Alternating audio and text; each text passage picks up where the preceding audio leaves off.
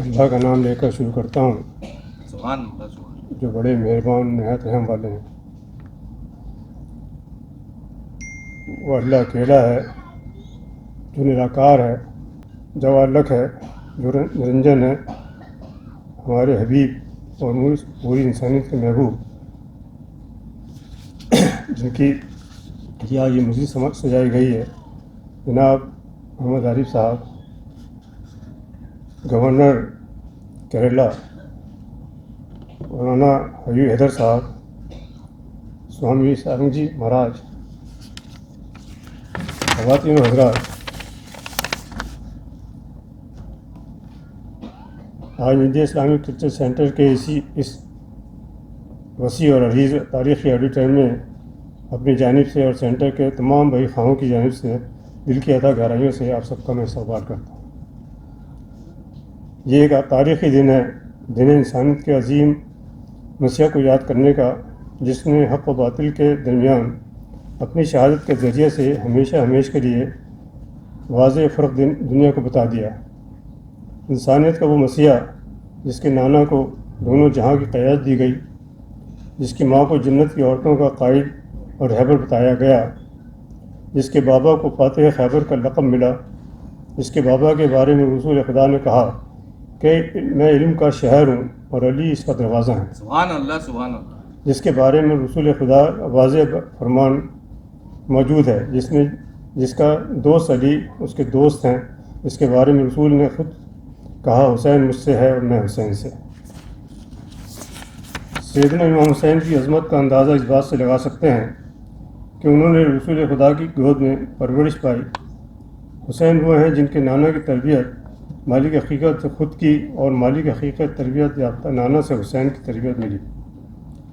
حسین وہ ہیں جن کو رسول اکرم صلی اللہ علیہ وسلم کے کندھوں پر نماز کے دوران کھیلنے کا موقع ملا۔ حسین کو تکلیف نہ ہو اس کے لیے کائنات کے امام نے اپنا سجدہ لمبا کر دیا۔ حسین کی عظمت کو سمجھنے کے لیے یہ بات کافی ہے کہ رسول خدا ممبر پر خطبہ دے رہے ہیں اور حسین کو آتا دیکھ کر رسول خدا ممبر سے اترے اور انہیں گلے لگا لیا۔ سبحان اللہ سبحان اللہ، حسین کی عظمت کے کیا کہنے، جن کے منہ میں رسول خدا نے اپنا منہ ڈال کر دعا کی اور کہا کہ خداوند سے محبت کرتا ہے جو حسین سے محبت کرتا ہے، سبحان اللہ سبحان اللہ، اور خداوند اس سے نفرت کرتا ہے جو حسین سے نفرت کرتا ہے۔ معلوم یہ ہوا کہ حسین کا باغی اللہ کا باغی ہے۔ حسین کی عظمت پر رسول خدا نے مہر کچھ اس انداز میں لگائی، فرمایا کہ جنت کے نوجوانوں کے سردار جو ہیں حسین ہیں۔ خواتین حضرات، موقع پر رسول خدا گویا کہ یہ مولا حسین کے چاہنے والوں سے تو بھی محبت فرما۔ ابو ہریرہ حدیث کے راوی ہیں، بیان فرماتے ہیں کہ رسول خدا امام حسین کے لعاب دہن اس طرح چوستے جس طرح آدمی کھجور کو چوستا ہے۔ کیا بات ہے، رضا اس چمنستان کرم کی زہرہ ہے کلی جس میں حسن اور حسین پھول۔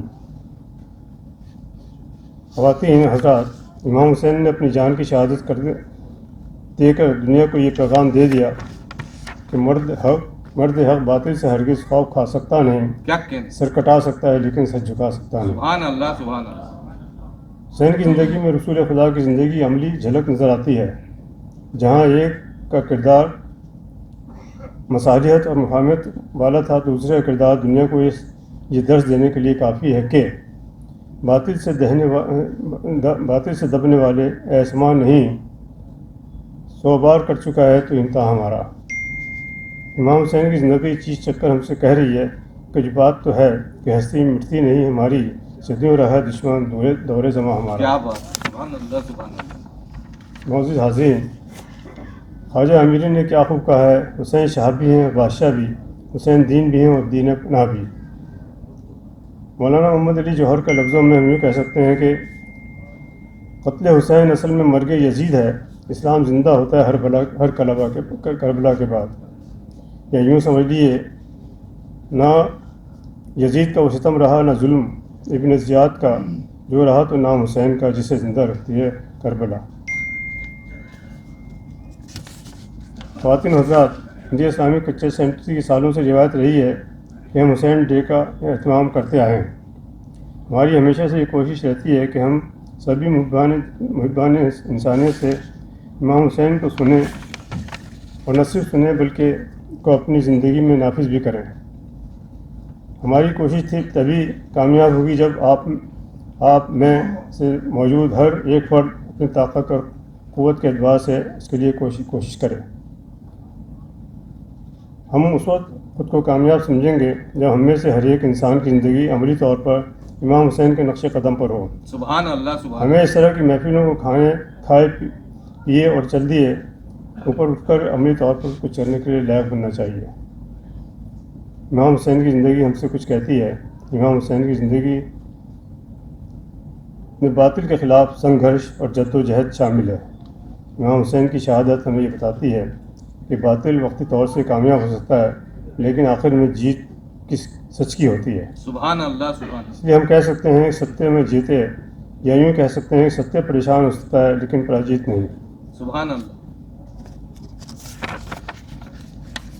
امام حسین کو سمجھنے کے لیے ضروری ہے کہ ہم رسول اکرم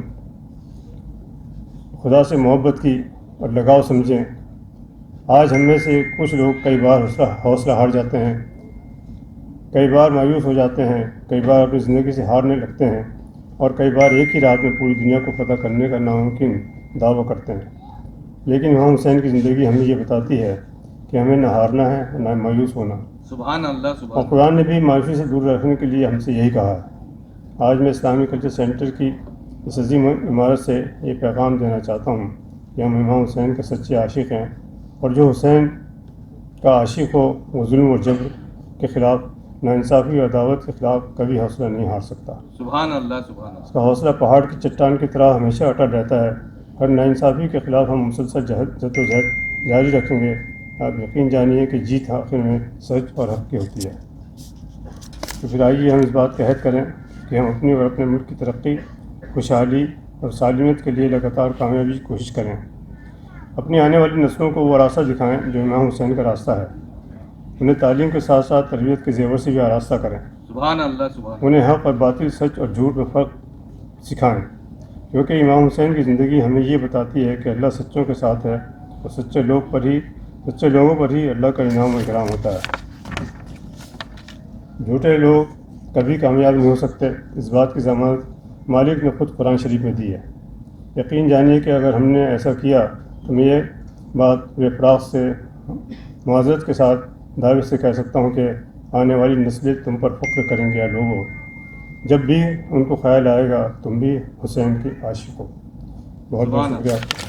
میں ایک بار پھر آپ سب کا استقبال کرتا ہوں۔ مجھے امید ہے کہ ہمارے جو عالم یہاں تشریف فرما ہیں، خاص طور پہ ہمارے گورنر صاحب، ہر سال کیونکہ ان کا یہ خطبہ یہاں ہوتا ہے تو اس سے آپ لوگ کافی مفید ہوں گے انشاءاللہ۔ بہت بہت شکریہ۔